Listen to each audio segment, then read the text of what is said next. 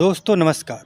मैं अनिल कुमार यादव जौनपुर की एक बेहद ही दर्दनाक घटना को लेकर के हाजिर हूँ कि मामूली से जमीनी विवाद को लेकर के एक परिवार का दिवाली से पहले दीपक बुझ गया और वह अपने माता पिता की 5 बहनों के बाद इकलौता लड़का था। यानी कि उन 5 बहनों का इकलौता भाई था, सबसे छोटा था और वह काफी होनहार और वह अंतर्राष्ट्रीय लेवल पर तो नहीं और राष्ट्रीय लेवल पर भी नहीं पहुंचा था, लेकिन प्रदेश स्तर पर ताइक्वांडो का बेहद ही शानदार खिलाड़ी रहा है। सिल्वर मेडल तक प्रदेश स्तर पर प्राप्त कर चुका था। उस बच्चे के गुनाह क्या है, उसके साथ ऐसा किया गया, उस माता के दिल पर क्या बीत रही होगी उसकी गोद में उसके लाडले बेटे की गर्दन है जो बिलक करके रो। दोस्तों ये घटना है जौनपुर की 30 तारीख को घटी है। उसमें अनुराग यादव जो लड़का है ताइक्वांडो का खिलाड़ी है जो सिल्वर मेडलिस्ट है, उसके पड़ोसी ने जमीनी विवाद के कारण उसकी गर्दन को तलवार से धड़ को अलग कर दिया। यह घटना पुरानी रंजिश जमीनी विवाद को लेकर के है। 40 साल पहले से उस जमीन पर विवाद 2 पक्षों का चल रहा था। एक अनुराग का परिवार था, दूसरा एक रिटायर्ड दरोगा है और उनका बेटा इस घटना को अंजाम दिए हैं वो था। और अनुराग एक दिन पहले उस जमीन पर फावड़ा लेकर के कुछ घास फूस उग गए थे, उसको साफ कर रहा था। इतने बाद अगले दिन सुबह जब अनुराग अपने घर पर ब्रश कर रहा था, तभी उसका पड़ोसी का बेटा तलवार लेकर के उसके घर आया और वह उससे बचने के लिए भागने लगा। इसके बाद भी वह नहीं माना।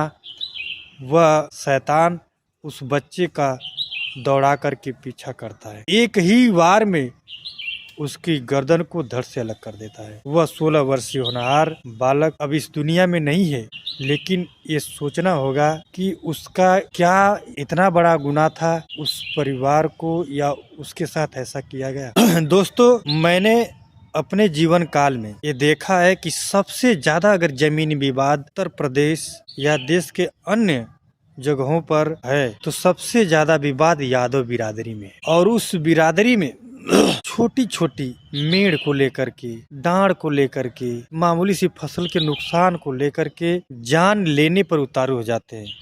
हालांकि मैं भी यादव हुई हूँ, लेकिन ये कतई सही नहीं ले।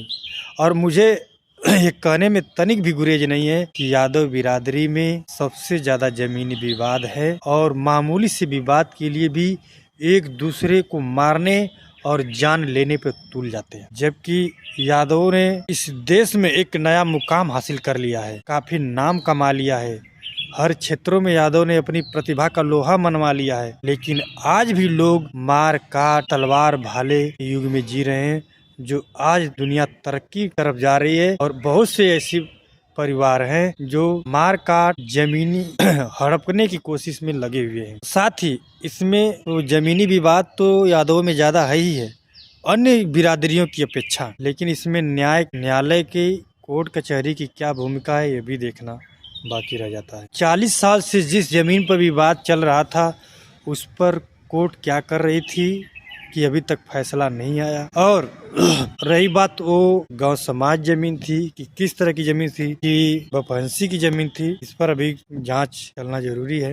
और जौनपुर के डीएम दिनेश चंद्र ने एडीएम को जांच के आदेश दे दिए हैं, लेकिन वह अनुराग यादव होनहार लड़का अब इस दुनिया में नहीं है। वह 5 बहनों का इकलौता भाई था और परिवार में अकेला लड़का था। उस परिवार का दीपक बुझ गया, उसके घर पर क्या बीत रही होगी कहा नहीं जा सकता। रही बात उत्तर प्रदेश सरकार की, योगी जी की, कि उस परिवार को भी अनुदान मिलना चाहिए। मुख्यमंत्री जी को आगे आकर के बिना भेदभाव किए उस परिवार का सहयोग करना चाहिए, क्योंकि इकलौता छोटा लड़का था। 5 बहनें हैं जो अभी शादी भी करनी है। क्या करेंगे कि उन 5 बहनों का शादी विवाह करेंगे। मुख्यमंत्री जी को ये नहीं सोचना चाहिए कि ये फला बिरादरी का है, फला बिरादरी का है, यह हमें इसकी बिरादरी के लोग हमें वोट नहीं करते हैं, वोट करेंगे कि नहीं करेंगे।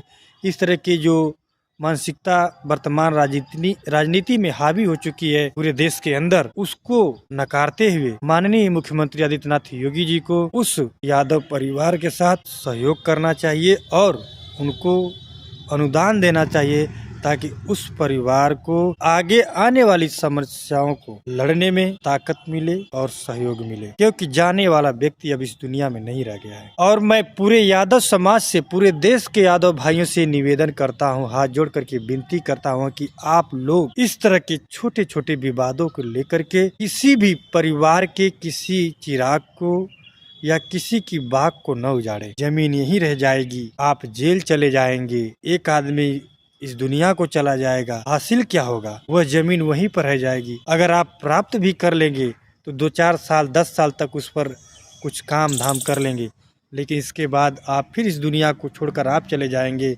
और ज़मीन यहीं पर रह जाएगी।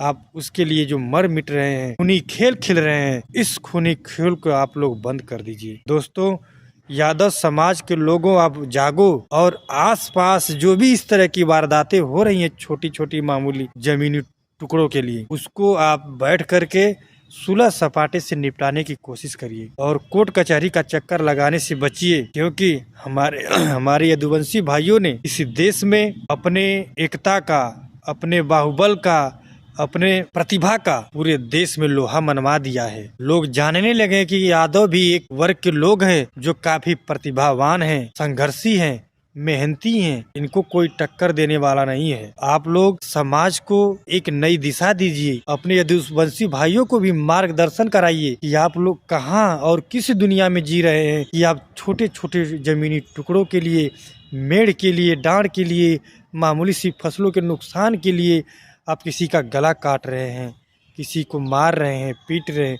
इन चीजों से बचिए, तभी हमारा समाज और उन्नति करेगा और आगे जाएगा, देश का, राष्ट्र का, प्रदेश का नाम रोशन करेगा। प्लीज मेरे चैनल को सब्सक्राइब कीजिए, लाइक कीजिए, शेयर कीजिए। सबसे आप सब्सक्राइब करें या न करें, लाइक करें या न करें, लेकिन मेरे यदुवंशी भाइयों, आप लोग जागिए और अपने आसपास गांव समाज के लोगों को जगाइए कि आप मामूली सी विवाद को लेकर के लोगों की बलि देना बंद कर दें, हत्याएं करना बंद कर दें, कोर्ट कचहरी का चक्कर लगाना बंद कर दें और एकजुट होकर के देश और राष्ट्र के गौरव को ऊंचा करें, मान बढ़ाएं, अपने कुल खानदान का मान बढ़ाएं, न कि मामूली से विवादों को लेकर के त्याग करें और जेल जाएं, सारा जीवन उसी जेल में सड़ करके बिताएं। तही सही नहीं है। और आप सभी लोगों को दिवाली की ढेर सारी शुभकामनाएं। मेरी संवेदनाएं उस परिवार के साथ है जिसने अपने परिवार के होनहार लाल को खोया है।